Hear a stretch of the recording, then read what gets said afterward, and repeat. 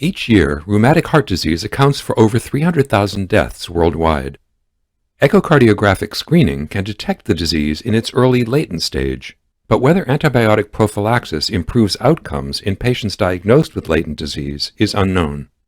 A new trial examines the efficacy of secondary antibiotic prophylaxis for preventing progression of latent rheumatic heart disease in Ugandan children and adolescents. In this randomized controlled trial, over 100,000 children and adolescents 5 to 17 years of age were screened for latent rheumatic heart disease.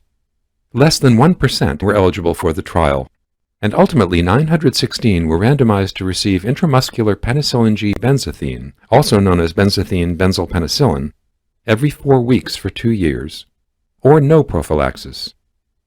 A total of 799 completed the trial and were included in the final efficacy analysis. The primary outcome was echocardiographic progression of latent disease at 2 years.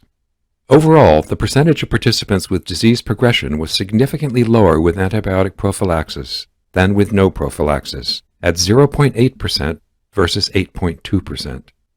A secondary outcome, echocardiographic regression of latent disease at 2 years, did not differ significantly between the two groups.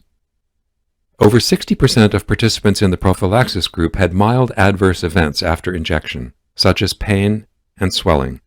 One participant experienced mild anaphylaxis, while another developed sciatic nerve injury with paresthesia. The authors conclude that among Ugandan children and adolescents with latent rheumatic heart disease, secondary antibiotic prophylaxis reduced disease progression at 2 years, but more research is needed before population-level screening and prophylaxis can be recommended. Full trial results are available at nejm.org.